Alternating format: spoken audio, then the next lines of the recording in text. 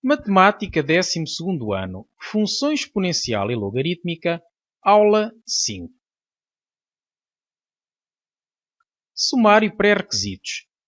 Nesta aula vamos falar, relativamente ao capítulo das funções exponencial e logarítmica, da definição e gráfico da função logarítmica. Os pré-requisitos necessários para compreender a aula na totalidade são conhecer os conceitos de logaritmo, função real, variável real e respectivo gráfico. Conceitos fundamentais a reter, palavra-chave. No fim da aula, o estudante deverá saber reconhecer o gráfico de uma função logarítmica e conhecer o efeito da mudança da sua base no gráfico. Deve também saber identificar as características de uma função logarítmica, determinar o domínio de funções cuja expressão algébrica inclui logaritmos, caracterizar a função inversa de uma função injetiva, cuja expressão algébrica envolva exponenciais e logaritmos. As palavras-chave são logaritmo e função logarítmica. Vamos então à definição e gráfico da função logarítmica. Definição de função logarítmica. Seja A um número real positivo diferente de 1, chama-se função logarítmica de base A a uma função do tipo f que vai de R mais em R, portanto o domínio é R mais o conjunto de chegada é R, que a cada objeto x corresponde à imagem logaritmo na base A de x. Portanto, uma função com esta expressão algébrica denomina-se por função logarítmica de base A. Exemplos. Y igual a logaritmo na base 2x é uma função logarítmica de base 2. Y igual a logaritmo na base 0.2x, função logarítmica de base 0.2. Y igual a ln de x é uma função logarítmica com a base de Neper.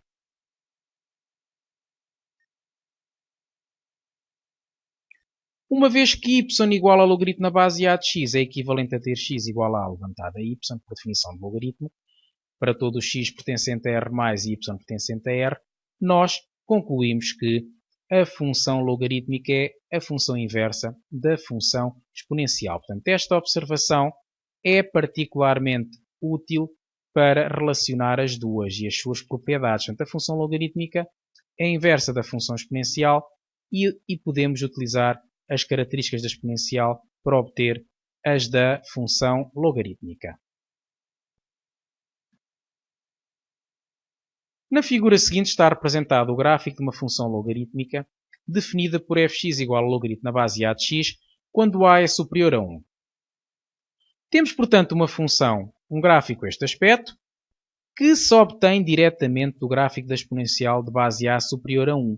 Portanto, os gráficos são simétricos relativamente à reta de equação y igual a x. Significa isto que os pontos, todos eles são simétricos relativamente a esta reta. Por exemplo, o ponto de coordenadas 1A tem o correspondente que é A1. Portanto, trocam a abscissa com a ordenada e, portanto, este ponto é simétrico relativamente a esta reta. Passa-se o mesmo com o ponto 0,1, que tem como correspondente na função logarítmica o ponto 1,0. Portanto, fazendo isto para todos os pontos, temos o gráfico da função logarítmica. Propriedades. O domínio da função logarítmica é R+. Isto deve-se também ao facto do contradomínio da função exponencial. Sabemos que é R+. O contradomínio da função logarítmica é R. Portanto, ao traçar retas horizontais, estas interceptam sempre o gráfico, menos infinita mais infinita. Apesar de parecer que a função já não vai ter grande continuidade, isto não é verdade. Portanto, ela vai ter valores tão grandes quanto se queira, apesar de crescer de uma forma cada vez mais rápida. E porque é que cresce cada vez mais lenta, peço desculpa. E porque é que cresce de uma forma cada vez mais lenta? Porque a função exponencial cresce de uma forma cada vez mais rápida. Era isto que eu estava há bocado a querer dizer. Portanto, cresce de uma forma cada vez mais rápida. Consequentemente, a sua inversa cresce de uma forma cada vez mais lenta. E, portanto, domínio igual a R+, só faz sentido calcular imagens de valores superiores a 0. Não foi dito há pouco. A imagem de 1 dá 0, estamos aqui a ver. Também podemos dizer que a imagem de A dá 1. F é injetiva. Objetos diferentes correspondem a imagens diferentes. Em termos gráficos, se traçarmos retas horizontais, estas vão interceptar o gráfico no máximo num ponto. Temos também que x igual a 0 é a síntese vertical unilateral do gráfico da função logarítmica. Para começar, é unilateral porque não existe correspondente no lado esquerdo do eixo dos y, portanto é só do lado direito, portanto isto unilateral. Portanto, acontece que o gráfico se aproxima da reta quando x tende para 0 e os valores das imagens vão tender para menos infinito. O limite para 0 mais de logaritmo na base A de x é menos infinito, como acabei de dizer. Portanto, quando os objetos se aproximam de 0 por valores superiores, as imagens tendem para menos infinito, diminuem muito, tendem para menos infinito. E o limite quando se tende para mais infinito, logaritmo na base A de x, é mais infinito. Significa isto que quando os objetos aumentam muito, as imagens tendem para mais infinito. Objetos tendem para mais infinito, as imagens também tendem para mais infinito. Falta dizer ainda que a função f é crescente em R+. Quando percorremos o seu gráfico, da esquerda para a direita, ele sobe. Vamos ver um exemplo. Temos um referencial ortonormado x ou y e temos o gráfico da função y igual a logaritmo na base 2x. Da função definida por y igual a logaritmo na base 2x. Tem as características escritas há pouco. A imagem de 1 dá 0, a imagem de 2 dá 1. Se fizermos a função logarítmica na base 3, tem um gráfico, é uma função que cresce mais lentamente que a outra, pelo menos a partir do 1. No caso de logaritmo na base 5 de x, também cresce de uma forma mais lenta que as outras duas, a partir do ponto da abscissa 1. É o que nós observamos aqui. Todas elas com as características comuns que referimos há pouco. Vamos agora falar da função logarítmica com base a entre 0 e 1. Temos aqui o seu gráfico. É simétrico do outro, que tem a base superior a 1, relativamente ao eixo dos y. Significa que se rodarmos em torno do eixo dos y, se rodarmos em torno do eixo dos y, este gráfico, obtemos um gráfico análogo ao da base a superior a 1. E podemos, portanto, concluir relativamente às propriedades que o domínio é também R+, o contradomínio vai ser R, portanto, só faz sentido fazer imagem de números positivos e o contradomínio vai ser R, portanto, vai haver imagem, qualquer que seja o número real, vai haver um objeto que lhe corresponde como imagem. E temos, portanto, contradomínio de f é igual a R. O f de 1 é 0, tal como no outro caso. F é injetiva, tal como no outro caso. X igual a 0 é símetro vertical unilateral, tal como no outro caso. A diferença é que neste caso o limite quando se tende para 0 mais vai ser igual a mais infinito, no outro era menos infinito. O limite para 0 mais logaritmo na base A de x. E o limite quando x tende para mais infinito, logaritmo na base A de x é menos infinito. Portanto, quando aumentamos muitas imagens, os objetos começam a diminuir, a tender para menos infinito. No outro caso, tendiam para mais infinito. f é decrescente em R+. Vamos ver um exemplo. Referencial ortonormado x ou y e gráfico da função definida por y igual a logaritmo na base 0.5 de x. Logaritmo na base 1/3 de x, portanto, todas as bases inferiores a 1 até ao momento. E por último, logaritmo na base 0.2 de x, todas elas com as características que referimos há pouco. Note-se que aqui parece que o gráfico intercepta o eixo dos y, mas é por ilusão óptica, nunca vai interceptar, vai se aproximar sem nunca atingir, passa-se o mesmo com a função logarítmica de base a superior a 1. Vamos ver agora um primeiro exemplo para terminar o domínio das funções definidas por expressões algébricas que envolvem logaritmos.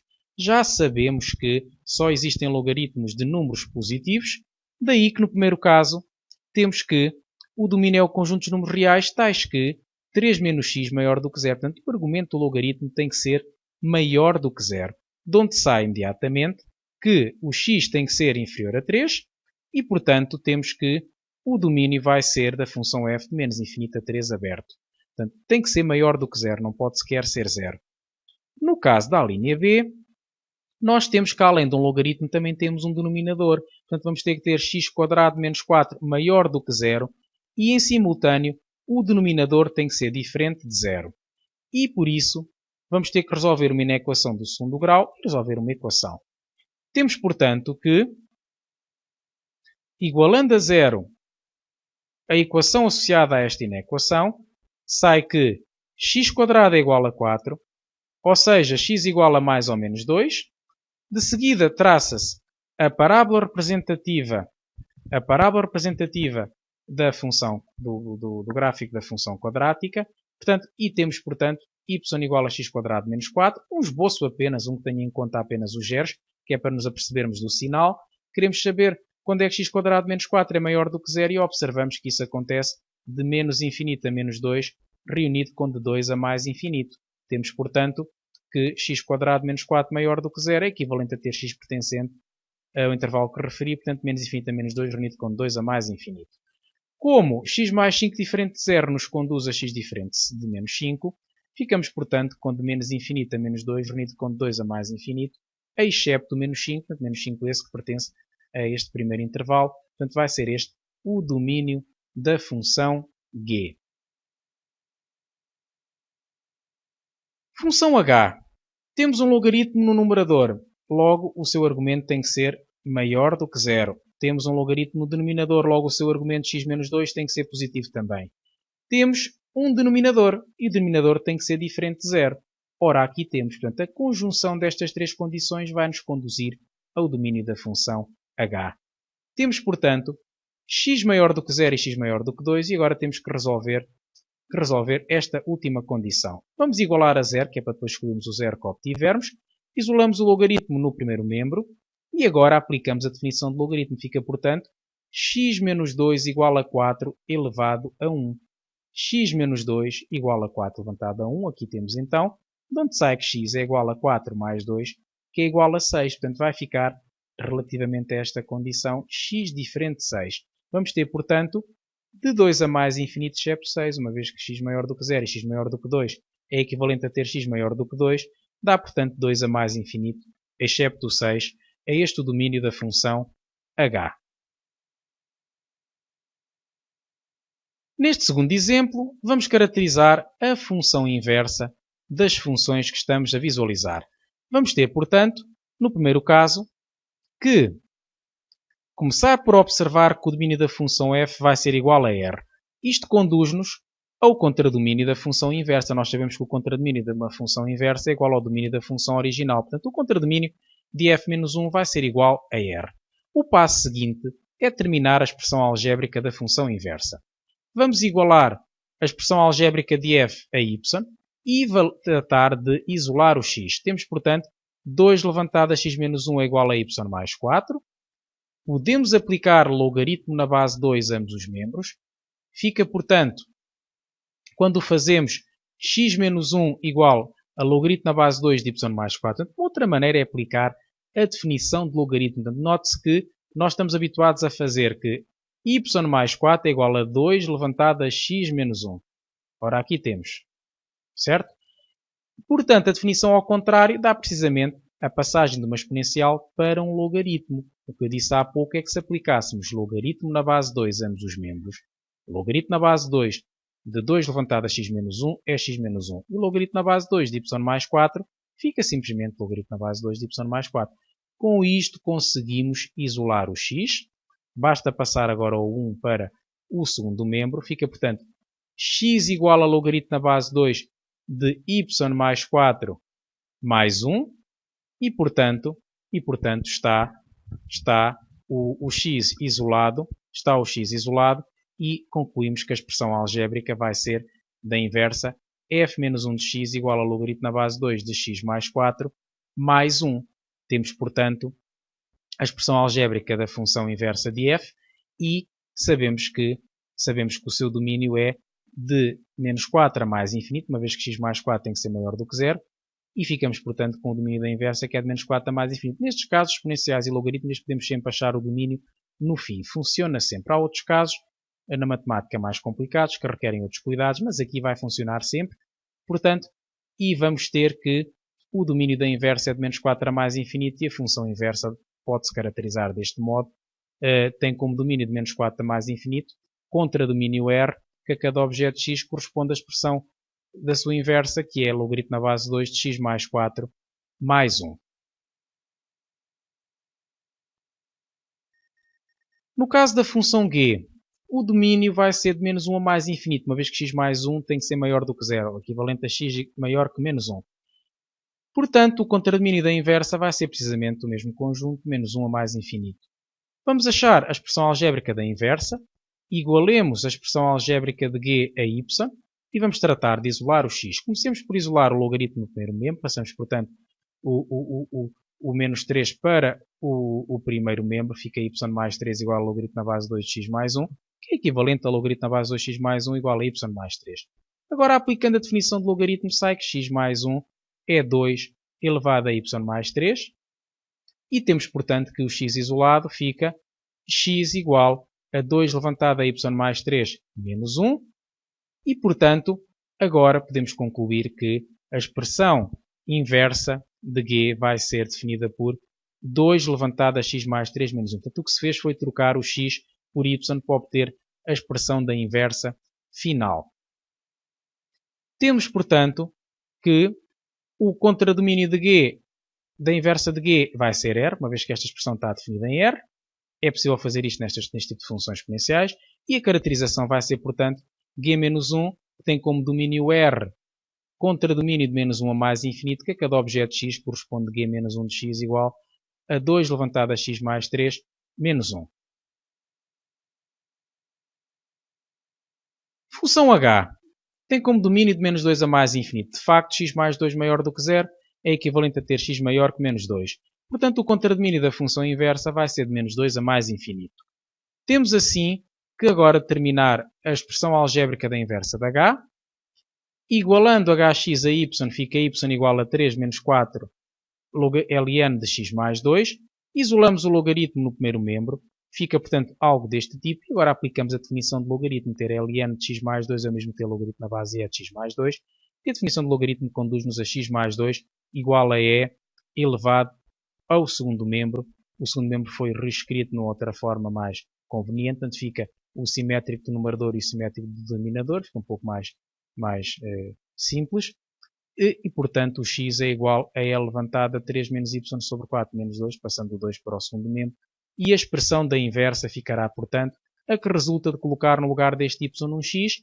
Fica, portanto, e levantado a 3 menos x sobre 4 menos 2. A caracterização, tendo em conta que o domínio da inversa de h é R, uma vez que esta expressão está definida para todo o número real, vai ser, portanto, h menos 1 tem como domínio R conjunto de chegada de menos 2 a mais infinito, que a cada x corresponde a h menos 1 de x igual à expressão que nós determinamos. A próxima tarefa é praticar bastante estes conceitos adquiridos nesta aula, resolvendo a parte correspondente à aula 5.